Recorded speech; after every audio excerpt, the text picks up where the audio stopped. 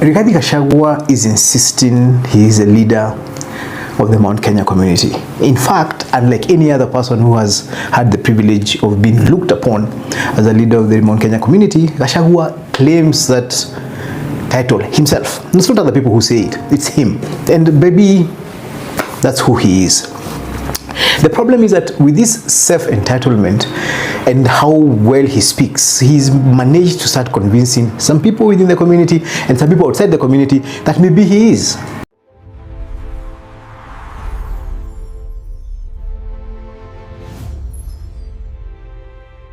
Ladies and gentlemen, you know, when I find a leader from Gusii here, or maybe from Luo Nyanza, or maybe from Western Kenya, who is seriously against Rigathi Gachagua, I can understand, because this is Kenyan politics that is tribal, first of all. Secondly, political rivalry, it's that way.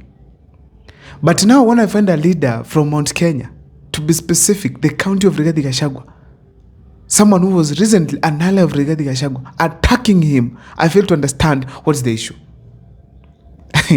You fail to understand what are the reasons that this gentleman is giving.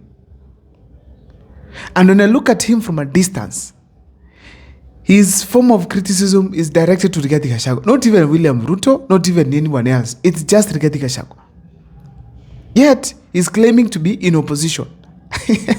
Opposition. So, I'm talking about Gujiri Wambugu. You've heard this video very well. Then I asked myself, what could be the reasons as to why this gentleman is against Rigathi Gachagua seriously? That is what I want to highlight in this particular video. But before I take you through, if this is the first time you're watching my videos at Mukwa Times, please feel free to subscribe, like, and comment, because that is the best support you can always give this channel. Without much wasting of time, allow me to dive into this topic here today. What is my first number one reason, ladies and gentlemen, as to why these people are seriously attacking Rigathi Gachagua? Number one, Rigathi Gachagua has taken over Mount Kenya politics. You know, Mount Kenya has its deep state. As much as there is a deep state of the nation, there's also a deep state of Mount Kenya. This deep state lays down a certain protocol in which people will rise and who will do that rising and who will become the leader. But now, from nowhere, Rigathi Gachagua kavunja protocol. He went to the deputy presidency, surprised everyone. People are like, no, he's not a good leader. He doesn't know how to dress, plus many other things. Rigathi Gachagua improved and changed in all aspects that people were feeling like he was not okay. He had adjusted significantly. Now he rose eventually to become the deputy president of the Republic of Kenya.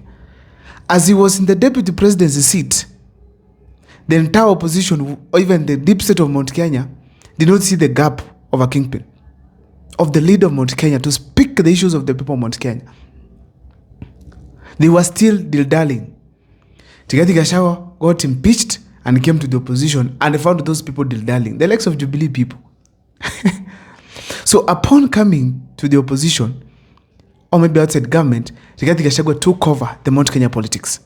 He's now the person who dictates what happens in Mount Kenya as far as the 2027 general elections are concerned.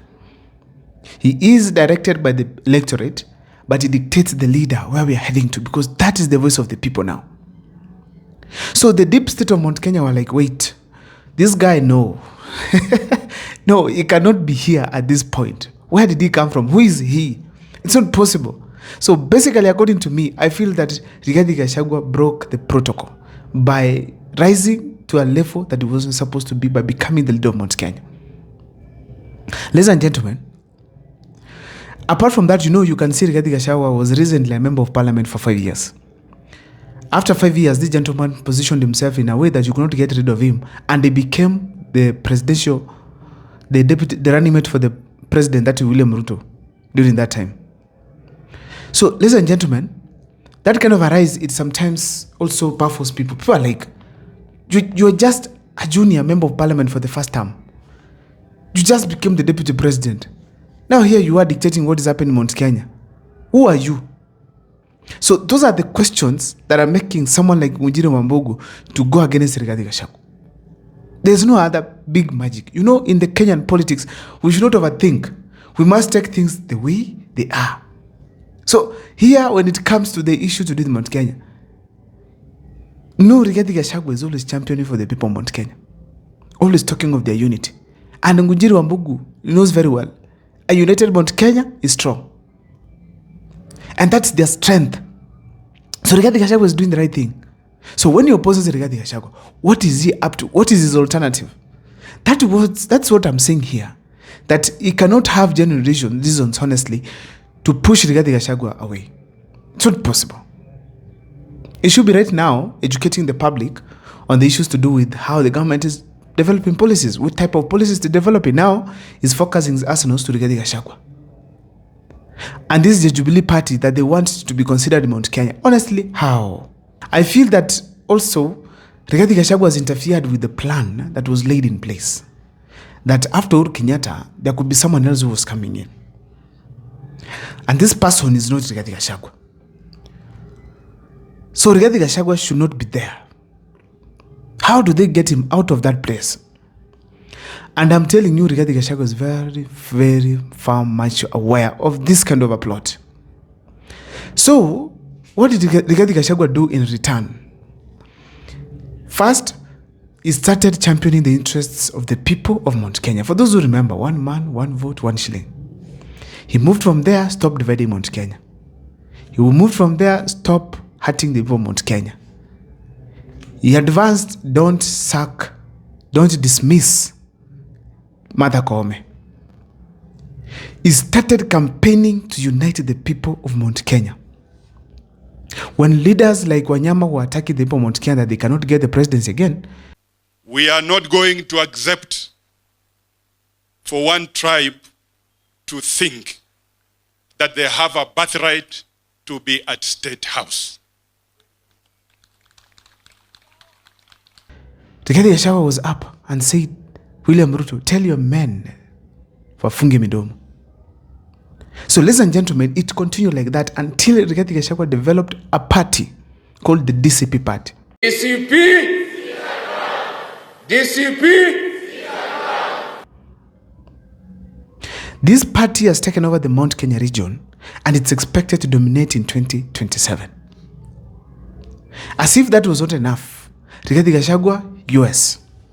In the United States of America, he united the entire community again.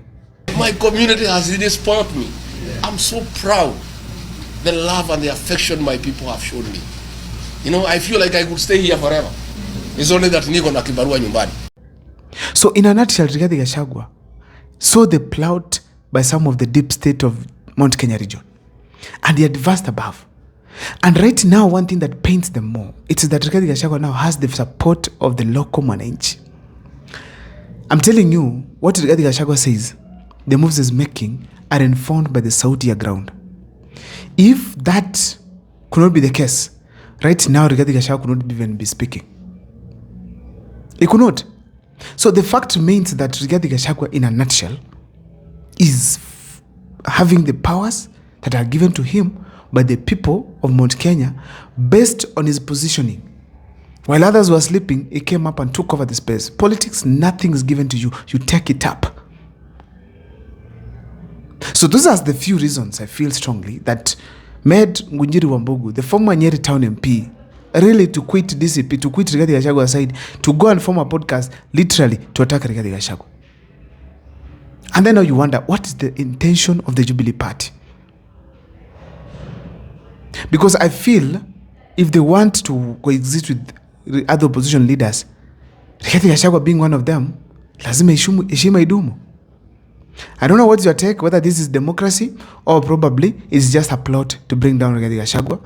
But on the comment section, feel free to share with me on what you think about Ngunjiri Wambugu. Ladies and gentlemen, thank you so much for the support that you've given me for quite some time now. We are now at 13,000 subscription mark, heading to 14,000 and probably targeting 20,000. Please be part of the journey by subscribing. Ladies and gentlemen, thank you so much. See you next time.